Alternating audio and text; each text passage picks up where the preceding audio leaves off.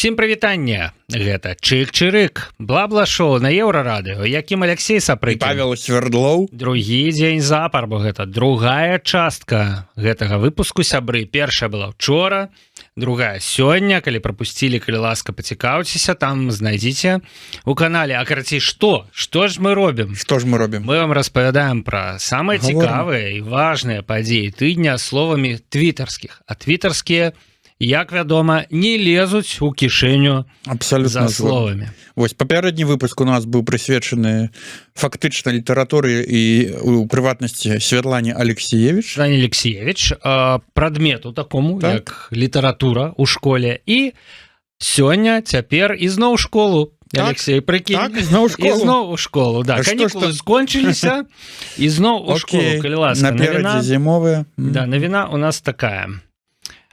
Пранкер, так, беларускі, Улад Бохан, ён сфокусаваўся на расійскіх настаўніках, карацей. У яго такая мэтавая аўдыторыя. Ён да іх цікава чаму звяртаецца з рознымі цікавымі прапановамі. Напрыклад, вось нядаўна ён ім прапанаваў у рамках патрыятычнага майстар-класа шлем бацькаўшчыны. Отечество. Шлем. Бацькаўшчыны. Зрабіць шапачкі, гэта шаломы, фальгі. Так? Да, вось гэтыя самыя шлемы, якія абараняюць ад непажаданых наступстваў, рэптылоідаў, касмічных прамянёў, думак, мікрахвалёвак, ўмяшальніцтва наўпростага Байдена і гэтак далей. Гэта быў пранк, але настаўнікі, якія атрымалі такое красамоўнае запрашэнне на афіцыйным бланку нейкім, не сталі крытычна пераасэнсоўваць і што зрабілі шапачку з фальгі і зачыталі. На жаль, і настаўнікі, каб выконваць все тое, што спускаецца на іх зверху. Ну давайте паглядзім відэа. Изготовление шапочек из фольги – это не только интересное и творческое занятие, но и важный патриотический акт, символизирующий готовность защищать свою родину от внешних угроз. Пусть наша шапочка станет символом единства и стойкости перед лицом внешних вызовов. Ну, я не згодна з тобой, Алексей. Що значить на то яны і настаўнікі? Не, ну я маю на увазе, вось, я згодна з тобой, але я маю на увазе што ў нашых шыротах, далотах, вось, у нас нейк прафесія настаўніка просто стала дыскрэдытаванай. Дэвальвавалася, да?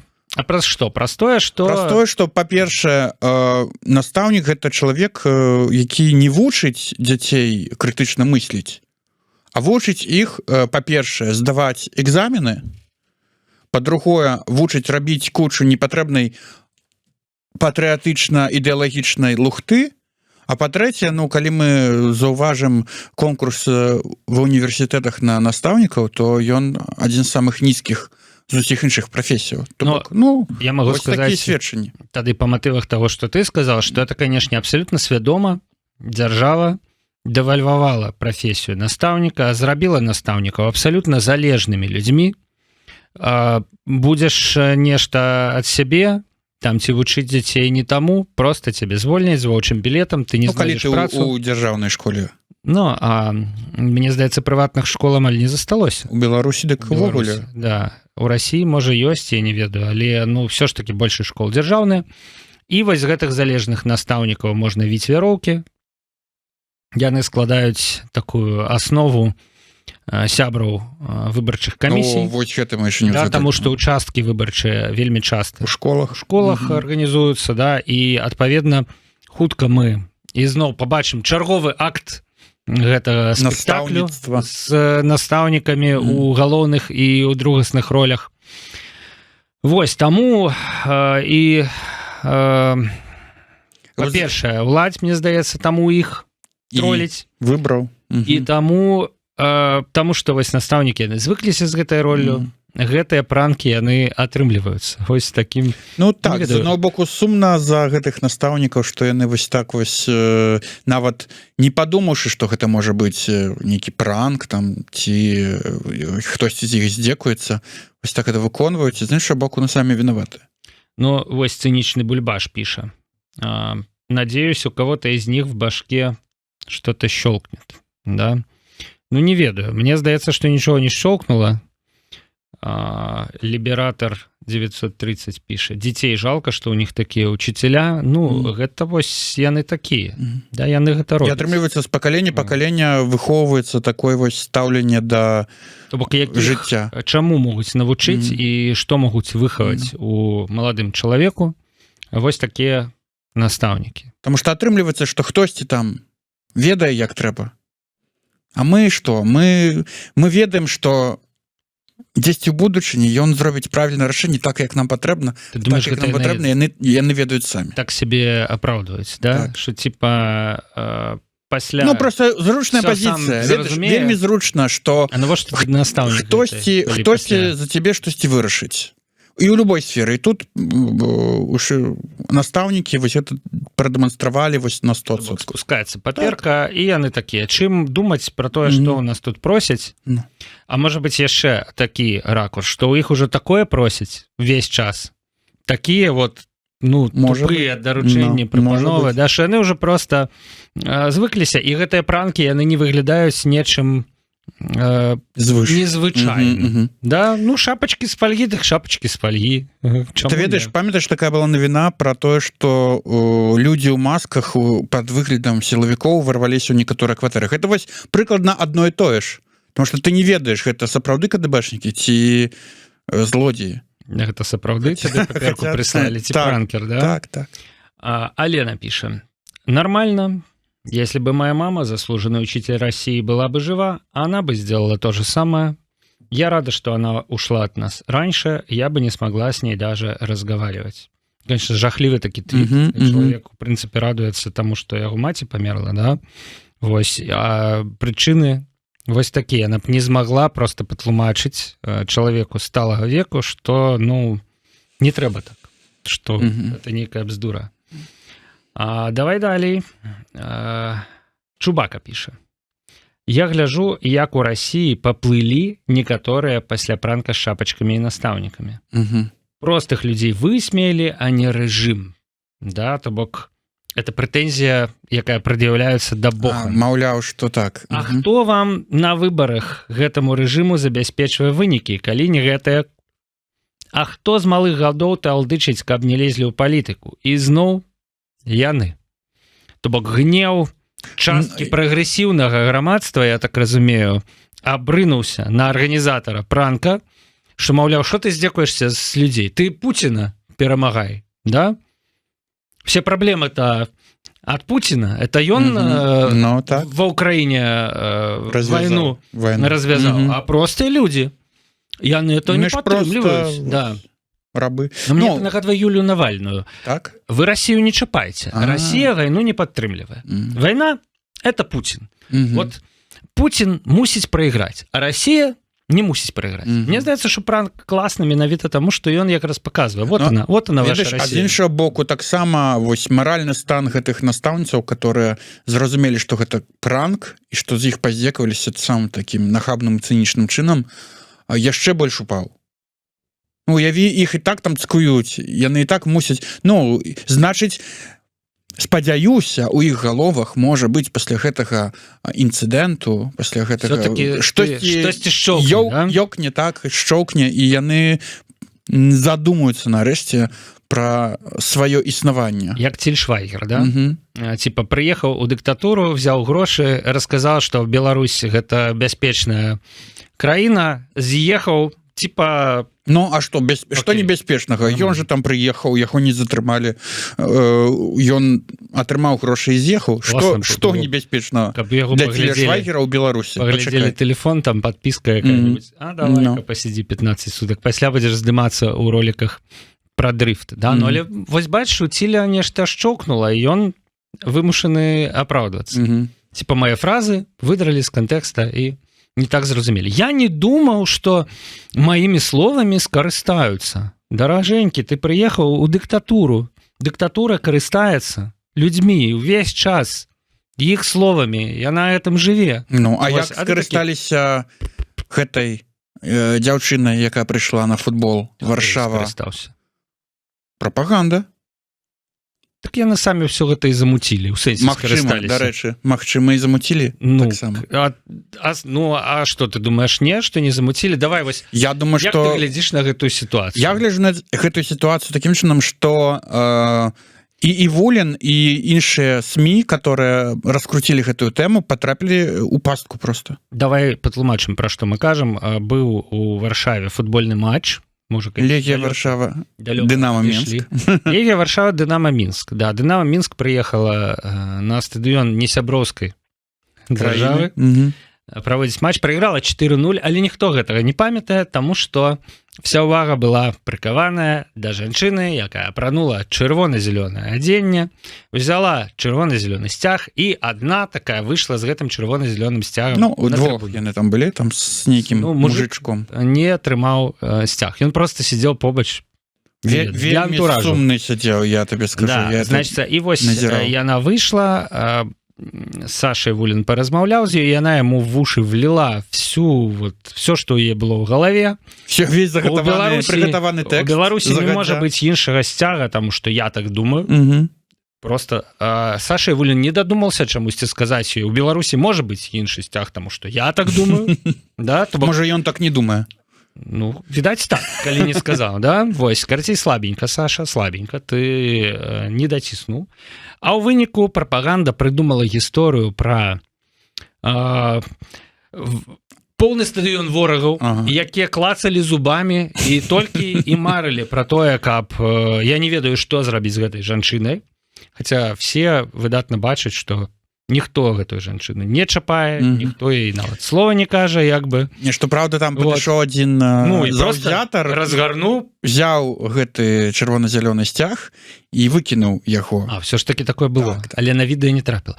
Чакай, так это што, атрымалася, што яна не абараніла? Не абараніла. Чырвона-зялёны сцяг. Яна не абараніла, ён просто падбег, узяў, закінуў на верхнюю трыбуну, і ўсё, а яна такая, ну, окей. Яна не абараніла. Другие. А нам же пасля прапаганда заливала в уши, что ты, Татьяна, мы с тобой, ты оборонила от этих всех вот бешеных змагароў наш, значит, дзяржаўны сцяг. Она, па-першае, не оборонила, па-другое, не было бешеных змагароў. Да? Але прапаганда скарысталась. Вось. Ну, вось. Ладно. Не памятаю уже, да чаго мы про жанчыну згадалі, але сябры такое таксама было. Не, про тое, што скарысталіся і настаўнікамі, і вот... Ну, настаўнікамі-то Бохан скарыстаўся. Ну, а прапаганда гэтай жанчынай. Гэта іншае. Ён Бохан у гэтай сітуацыі, ён як і Вулін у сітуацыі з жанчынай. І Вулін не змог скарыстацца выпадкам. Ён не змог яе пранкануць. Гэта яна.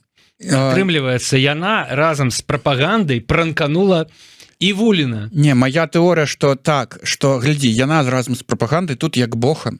Да. Бо яны потым, атрымліваецца, не прайшло і сутак, і тут некія сілавікі, вайскоўцы запісваюць звароту яе падтрымку. Футбалісты, спартоўцы, на сектары у Мазыры з'яўляецца велізарны плакат. Друк такога плакату, ну, гэта не справа аднаго дня. За пару гадзінаў можна. Ну, ведаеш, калі ты там прыйдзеш... такі быў дызайн, типа, я в этом, как его, в Ворде, в неважно, кліпах. Але, слухай, там же, напэўна, ёсць пэўная чарга у тыпаграфіі, у друкарні.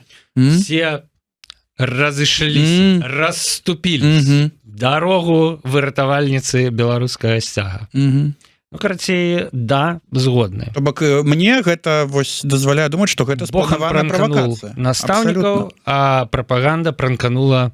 Ведаючы, што які эфект можа гэта выклікаць сярод тых беларусаў, якія былі з бела-чырвона-белымі сцягамі. Мне здаецца, што ніякага эфекта гэта не выклікала, але потым просто прапаганда яго прыдумала. Бомбілі ўсе. Пачынаючы ад нашай Нівы, которая прыдумала 10 артыкулаў пра гэтую жанчыну. Да, працягваючы і Еўрарадыё у тым ліку і ўсімі астатнімі. Не, ну мы не публікавалі, як наша Ніва, ведаеш, типа, а вось і гэтыя вайскоўцы впісались за эту жанчыну.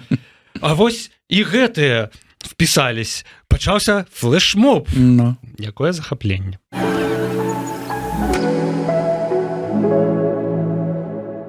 Яшчэ одна навіна, сябры, ну то, што Трамп выйграў выбары ў США, это для вас уже не навіна, а навіна вось у Джипсенкова. у Амерыцы Мгм. з'явіліся круізы, дзе за 280 тысяч долларов.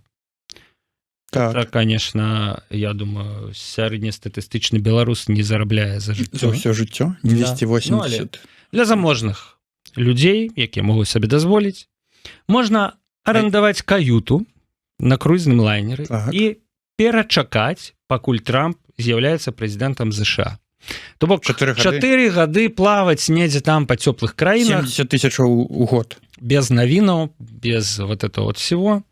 Відаць, all-inclusive. Вось. Прыплываеш назад, а ўжо не Трамп, прэзідэнт Злучаных А Штатаў. ён можа яшчэ раз пайсці? Ну, пакуль па існуючым цяпер заканадаўстве не можа, таму што Бо ён першы ўжо тэрмін два адбыў, тэрміны это зараз максімум, другі ў яго. да, у яго другі. У Беларусі, піша нам Джипсенкоў, Окей. ужо даўно ёсць спецыяльныя месцы, дзе можна перачакаць, пакуль Лукашенко з'яўляецца прэзідэнтам Беларусі. На што это намекае Джипсенкоў? Што это за спецыяльныя месцы? Санаторый? Беларусі У Беларусі перачакаць, да.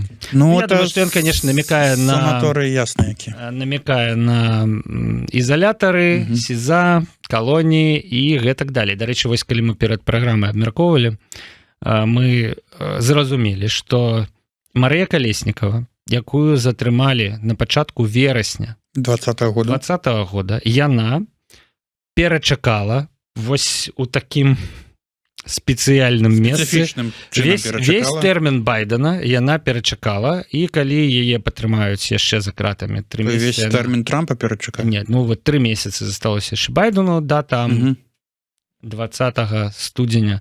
Вось яна рэальна перачакае ўвесь тэрмін Байдена. А магчыма, ну калі нічога не зменіцца за бліжэйшыя 4 гады, то і весь тэрмін Трампа у прынцыпе перачакае. І амаль увесь тэрмін таго прэзідэнта ці прэзідэнткі, якая будзе пасля Трампа. Ну гэта калі ўжо яна будзе сядзець все Усе гады. 11 гадоў. Да. Мгм.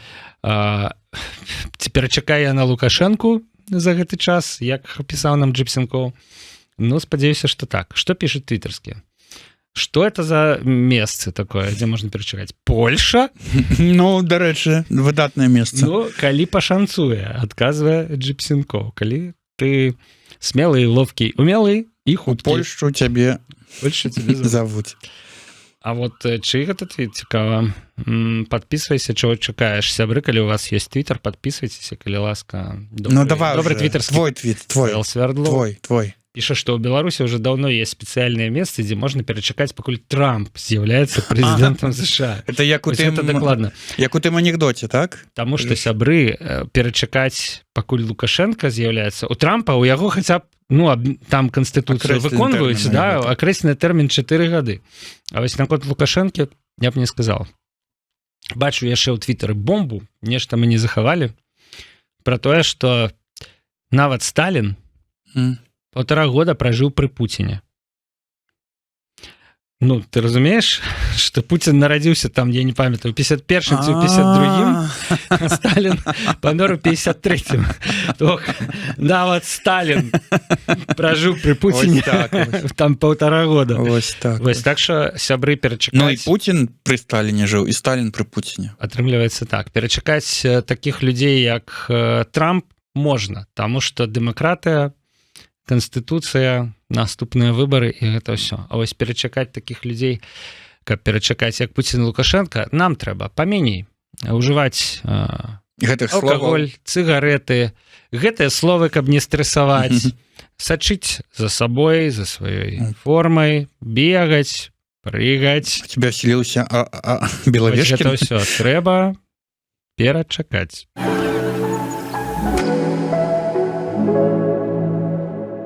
Слухай, ну згадалі ўжо Марыю Калеснікаву, да, у звязку вось з гэтай сітуацыяй з круізам і Трампам, да, ну так ёсць жа нагода яе згадаць, і ў твітары шмат пісалі, вось Михась Ільін. Нарэшце мы ўбачылі яе. Да. І нарэшце яна сустрэлася са сваім бацькам. Быць беларусам, піша Михась Ільін, гэта радавацца таму, што не забілі іншага беларуса ці беларуску. І вось гэтае фота Марыі Калеснікавай побач з бацькам. Ну да, сапраўды больш за 500 дзён, напраўду нават амаль 600 дзён пісалі. Да, не было ніякай камунікацыі з Марыяй Калеснікавай, не пускалі да яе бацьку, нікога са сваякоў, не даходзілі лісты, не прыходзілі лісты ад яе, і вось тут нам паказалі яе 12 лістапада. Гэта адбылося. Роман Пратасевич. А чаму я кажу, што 12 лістапада гэта важна, таму што ў Твітары адразу ж знікла думка, што адмыслова фота апублікавалі 12 лістапада, каб менш згадвалі пра забітага 12 лістапада 2020 года Романа Бандарэнку. То бок, і мне здаецца, што мы ж вось яны такія разумныя. Это не першы выпадак, калі улада спрабуе укінуць усё яшчэ Роман Бандарэнка такім бельмом на воку гэтай улады. Безумоўна, але ты памятай, хто там быў? Я памятаю, хто там быў. Калі Романа Бандарэнку забілі раз, да, і направду былі вялікія акцыі, і па ўсім свеце беларусы праводзілі дзень памяці. Таму я думаю, што перабіць гэта, нават калі б ён не быў вялікім бельмом, але перабіць гэты весь рух і прымусіць казаць пра іншае, прычым пра пазітыўнае, столькі радасці ад таго, што... Ну, видимо, гэта трыгерыць адну з удзельніц гэтай акцыі, што яна так вырашае перабіваць. Яна якраз займаецца інфармацыяй, піарам, прапагандай. Што пачалося далей? Вось, калі шчыра, гэты твіт... у мяне крыху не укладаецца у галаве. Даволі неблага выглядае, піша нам Футура Траўма, як для той, якую 5 гадоў гвалтуюць, лекаў не даюць і гэтак далей.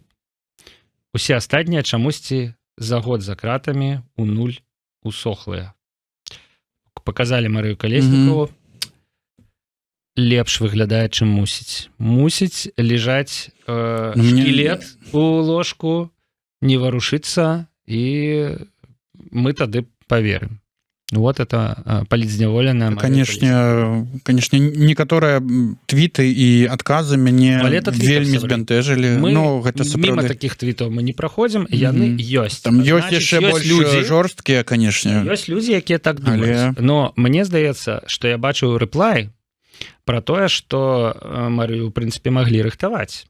Улічваючы колькі макіяжу у яе на твары. Як мы бачым, далі нафарбавацца, хаця звычайна не даюць. Сустрэча адбываецца у шпіталі турэмным. То бок, безумоўна, у турэмным шпіталі лепшае харчаванне, увогуле лепшыя умовы, не трэба, не цягаюць кожны дзень на працу.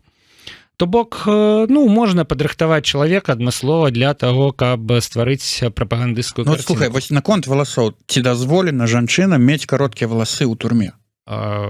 Кароткія, мне здаецца, абсалютна дазволена. Мне здаецца, што там хіба там не увогуле не брыюць нагало, не? Жанчын не? Жанчыну. Мне здаецца, што дазволена, не дазволена фарбаваць. Нема фарбы, але кажу, што гэта яе натуральны колер, што яна фарбавалася, мы проста ўсе памятаем Марыю Калеснікаву бландынкай, а гэта яе натуральны колер.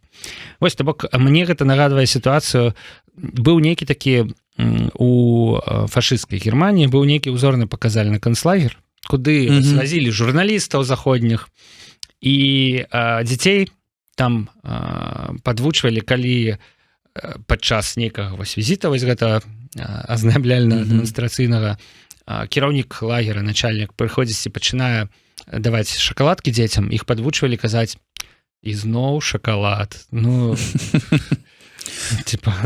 Надакучыла ўжо нам гэта салодкае жыццё. Ведаеш, я тут думаю з нагоды гэтых фотаздымкаў вось над чым. Па-першае, паглядзіце на рукі Марыі. Вось там есть другі здымак, дзе бачны яе рукі, і характэрна вось такая вось поза закрытая. Вось так яна там неяк трымаецца.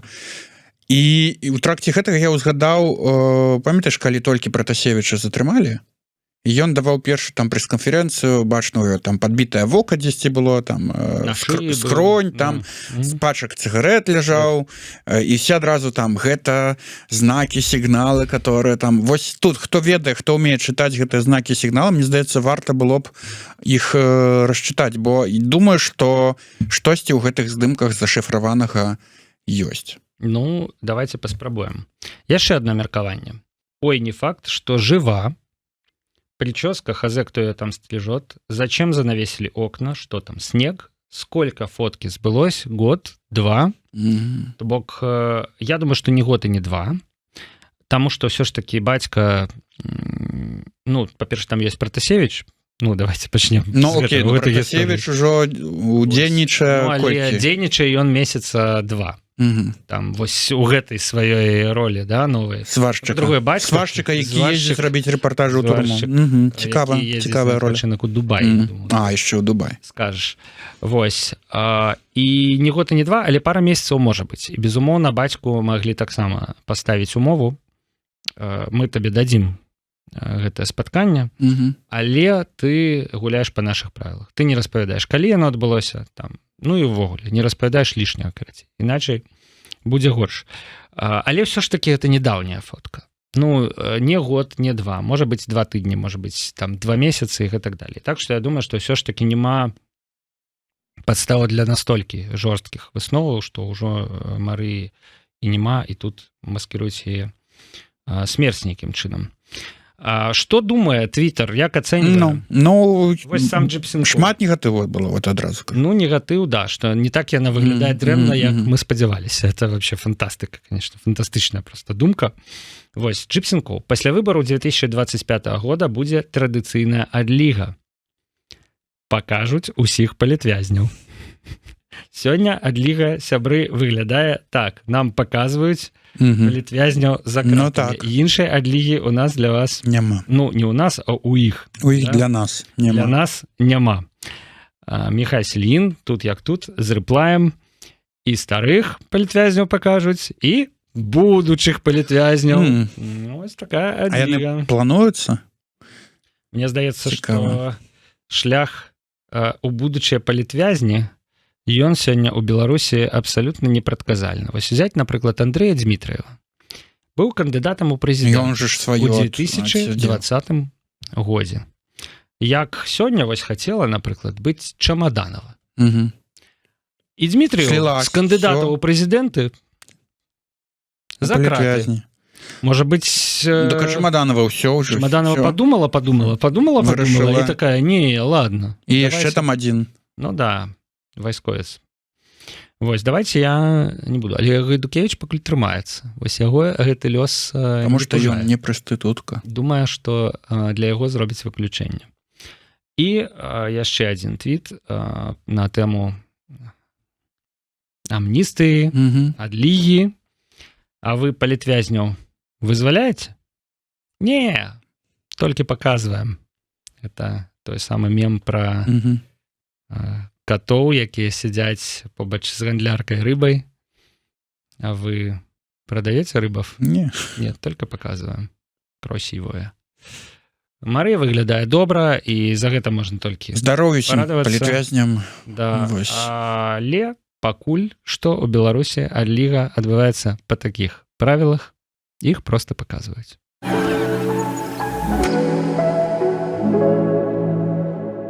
Ніводная наша праграма не абыходзіцца без такіх лёгкіх разборак на тэму чакання мовы. Мовы.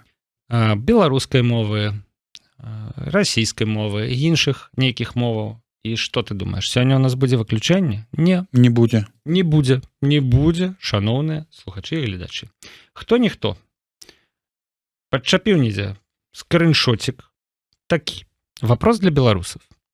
Вам когда-нибудь было стыдно, что вы не знаете в совершенстве белорусского языка, что вы его забыли, что не говорите на нем? Мне, пишет Topic Starter, стыдно. 595 каментароў. І вось хто-ніхто цікавіцца. Як вы думаеце?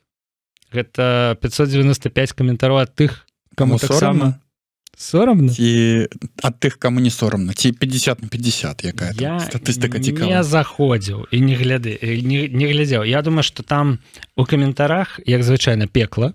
Да? Вось і ну моя стаўка, конечно, што тых, каму сорамна, там мінімум. Апазіцыя, так бы мовіць, тых, каму сорамна. Але знайшліся і людзі, якія не пагаджаюцца з такім падыходам і пішуць вось чых-чыйху. Не ведаю, што гэта азначае, але чых-чыйху. Нагода 15 мільёнаў нейкая. Чаму беларусу павінна быць сорамна? То бок некаторых хлебам не кармі, дай указаць беларусу, да, за што яму трэба саромецца, плакаць там і гэтак далей. Вось яшчэ адзін падыход, глядзі, у міс Анна Inspire. Не стыдна, піша яна, але хутчэй жаль. Особенно, когда я думаю о том, что хотела бы, чтобы мои будущие дети его тоже знали, белорусский язык. Видать. Хотя бы как я.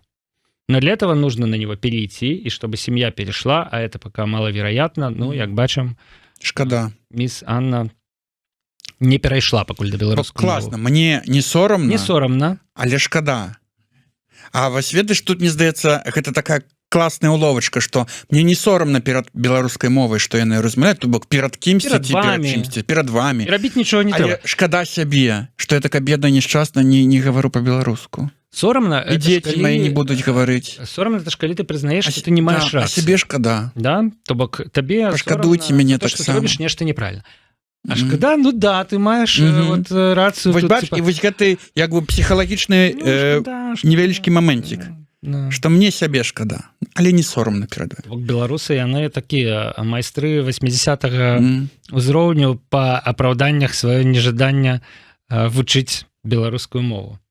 Ну і, канешне ж, падвезлі экспертаў ад гісторыі. Так, давай. Яшчэ адзін ад таго ж карыстальніка хто-ніхто скриншотик пра тое, што статут Великое княства Литовское 1588 года написаны на якой мове? На русском языке, коли я не помыляюсь. На русском языке. Это значит, что ВКЛ русскоязычное государство.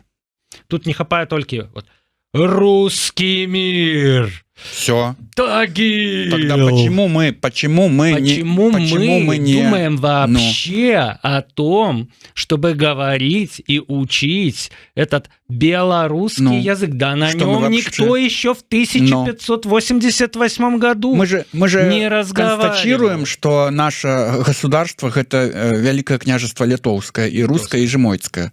Тут, конечно, литовцы паспрачаліся з табой, але пра іх у наступным блоку нашай праграмы. Таму, чаму мы вось так? Видимо, гісторыю чалавек ведае. Патлумачу сябру з таго боку, меркуючы па ўсім беларуска-расійскай мяжы, што да, ВКЛ это княства літоўскае, рускае і жамойскае. А вось ён кім быў у часы ВКЛ? І чым была руская мова? Маскалі застаюцца маскалямі. Як тады, так і цяпер. Як звычайна, мова гэта нагода для бескампрамісных разборак. Бестэрміновых крыху нагода, каб пашкадаваць сябе.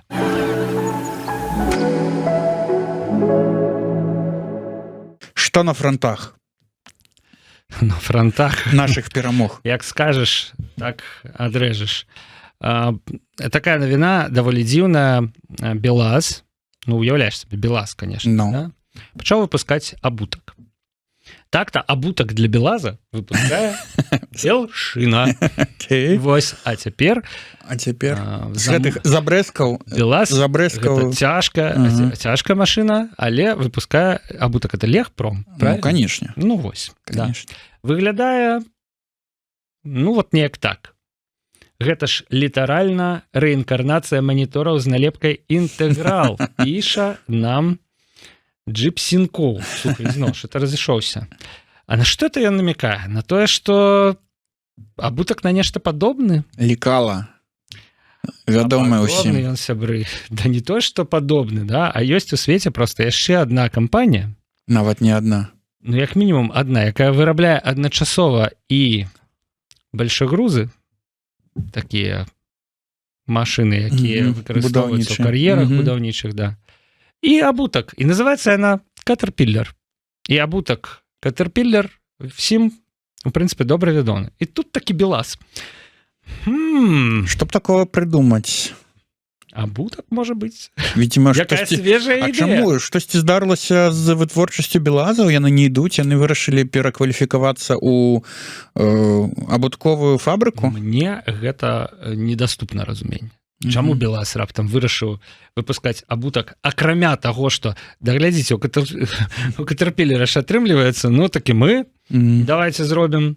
Вось і атрымліваецца тое самае, што... Ты, як ведаеш, пасля... Маніторы інтэграл, здзіраеш налепку, там асер напісана, да? Пасля там развала Саўка усе гэтыя вайсковыя прадпрыемствы пераарыентаваліся ў там... Вось акурат лёгкую прамысловасць там ці штосьці яшчэ такое, так і тут. Але не так-то і проста, як гэта, перакаваць мечі на арала. Да. ICU пытаецца, а Timberland і Caterpillar в курсах? А Джипсенкоў так і піша. Складанае пытанне. Вообще, як на мою думку, пытанне абсалютна не складанае. Яны не ў курсах. Я упэўнены. Улічваючы, што аналагі ў такім дызайне выпускаюцца ўжо гадоў 10 шматлікімі фірмамі, магчыма, яны нават БелАЗ, да? Нават нічого не парушае. Можа, і не парушае. Я думаю, што, у прынцыпе, і прад'яўляць ніхто нічога не будзе. Наўрад. Памятаем, што ў Беларусі дазволена цяпер красці інтэлектуальную ўласнасць, спакойна выкарыстоўваць, значит, з несяброўскіх краінах. А несяброўскія краіны у Беларусі гэта амаль усе. Давайте шчыра казаць, глядзець гэтай праўдзе у вочы. Але ведаеш, я зараз думаю, што яшчэ адной абутковай фабрыцы ў Беларусі стане крыўдна. Ведаеш, якой? Якой? Всемі любімай, між іншым. Марка? Белвест? Не. Белкельме? Не. Белкельме, вот, дарэчы, яны сумеснае прадпрыемства. А лідская абутковая фабрыка, которая ў свой час просто слезала дызайн у фабрыкі Adidas, толькі замест 3 полосачак поставила 2. І атрымаліся. Зараз такая, ну да. Не іх ададзісы, а нашы лідадзісы, да? Ну, а чаму ім мусіць быць крыўдна? Таму што зараз вся ўвага на БелАЗе. Все забылі пра лідскія кеды. Сябры, не забывайцеся на лідскія кеды нашыя, каб не ўмёрлі.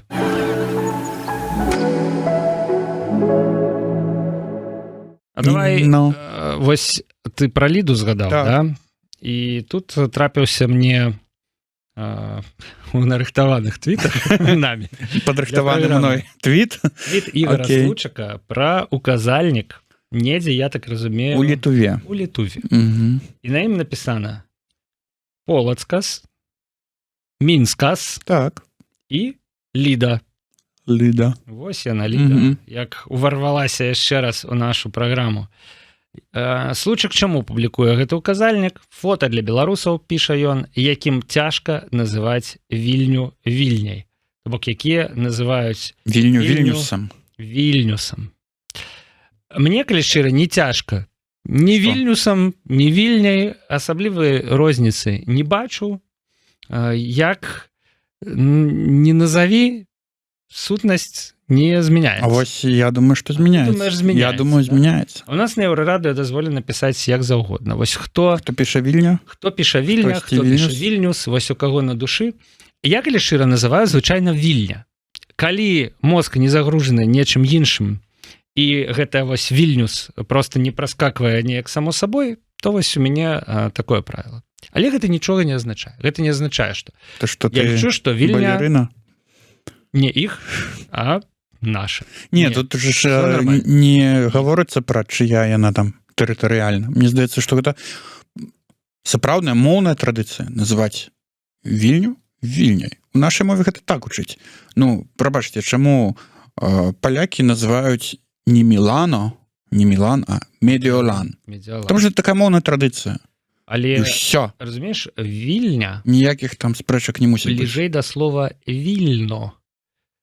А Вільно гэта Вільно па-польску імперская расійская назва гэтага горада.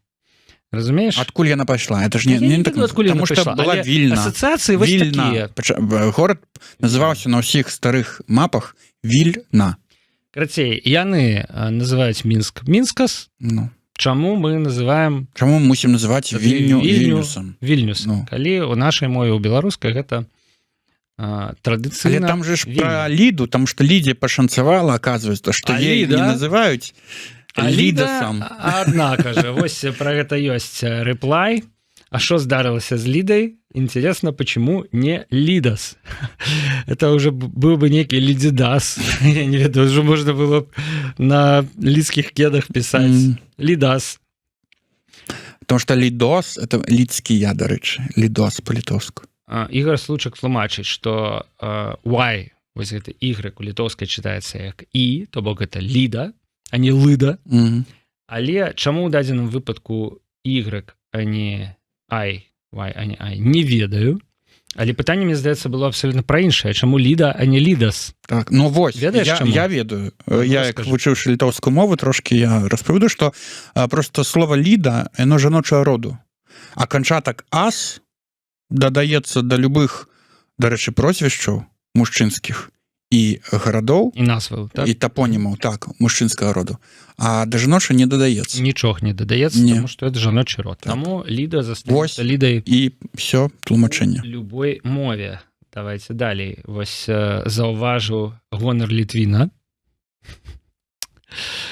Жымайты пасля акупацыі переименовали город Вільня в Вільнюс, но не переименовали реку Вільня. Артыкул у Вікіпедыі у дапамогу. Тую самую раку, которая цячэ ў зарэччы. Калі ўжо, тут намёк такі, што калі ўжо бярэцеся перапісваць гісторыю, дык уже перапісвайце так, каб не заставалася слядоў. Ну, давайте падкажам ім, як ім перапісваць гісторыю. Вы не дапірапісалі, карацей, лічаць гонар Літвіна. А вось Філіп Дайнека, што піша. Яшчэ адзін Вільнюс па-беларуску. Зараз Вільнюс, потым Гедемінас, потым Гардзінас. Гардзінас, это, я так разумею, горадня, да? А потым узнікае пытанне, чаму ў беларусаў праблемы з ідэнтычнасцю? Чаму нашу ідэнтычнасць, хто во што гаразд, все прысабечваюць? Тутэйшы. А тут-то што? Тут афіша фэсту прадмова, які адбыўся вось толькі-толькі 5-6 кастрычніка у Вільнюсе, як мы бачым па афішы. І гэта вось это фэст культурны, да, то бок гэта інтэлектуальная эліта, не пабаюся гэта слова, Беларусі, і яна вось на баку Вільнюса. Здаецца, яны просто захацелі не злаваць деда наўседу. Это, конечно, нечаканы эйджизм у нашай праграме, але, ну, тым не менш, гэта ж праграма пра Твиттер, а там могуць... Я думаю, это нечаканая рыфма. Прабачце, і паслаць у Твиттары. Рыфма таксама нечаканая, але, да, магчыма. Тут два варыянты у мяне. Магчыма, гэта сапраўды палітыка. Типа, фэст прадмова гасцінна прымаецца у Вільні, таму напішам Вільнюс, да, каб ім было прыемна. А магчыма, гэта просто звычайнае такое побытавае распіздзяць. Просто чалавек, які верстаў гэтую афішу, ён яму сказалі напісаць Вільнюс. Ён напісаў Вільнюс, а чалавек, які прымаў, типа, пойдет. Что-то ёсць, что-то напісана, все нормально. Да, вось так і атрымаўся Вільнюс на афішы.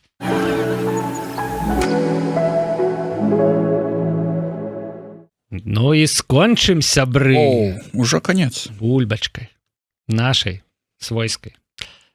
Твит такі. Новое, важнейшее открытие белорусских ученых. В Теслу, сябры, помещается 500 килограмм картошки. И фото. 500 килограмм. Это такой 10 мехов? Мех 50 килограмм. Ну да, 10 мехов атрымліваецца. І фото гэтай самай Тэслы, а Тэсла, яна выгадная ў гэтым плане. паглядзі Может, можна і спераду багажнік, і спераду, і загрузіць, і ззаду. ззаду можна Ага. загрузіць.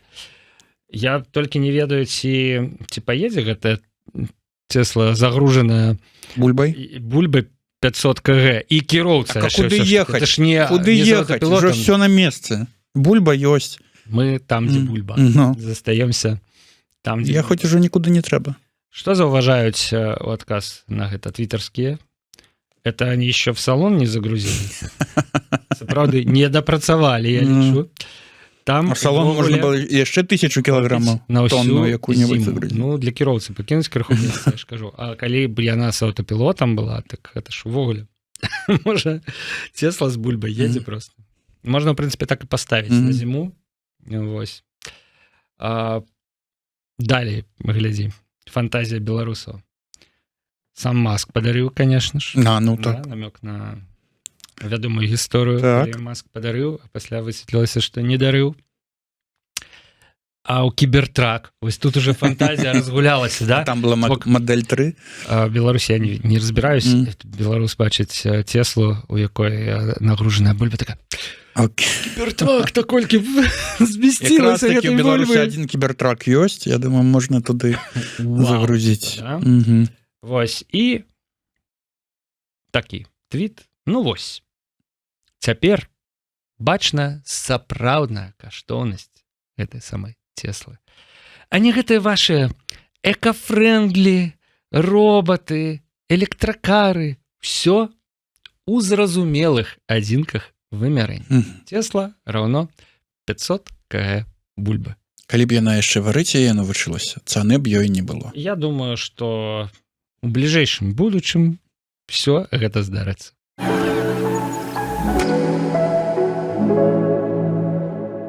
Сябры, неяк за ўсімі гэтымі клопатамі дзве часткі мы ўпусцілі вызначыць найлепшы Не твіт. смаглі вызначыць вось Тыдня. так. Не смаглі.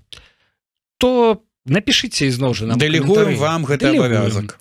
Напішыце, які твіт з тых, а іх было проста процьма з самымі рознымі думкамі і вельмі трапнымі і каштоўнымі і з іншага боку нейкімі безглуздымі, але тым не менш, які твіт вы лічыце найлепшым на гэтым тыдні. Ну а мы Развітваемся. нашы паўнамоцтвы на Цяпер гэтым ужо Усё. канчаткова развітваемся до наступнага як кажуць, тыдня. да наступнага тыдня. Павел Алексей Свердлоў. Сапрыкін. Пакуль сябры. Пакуль.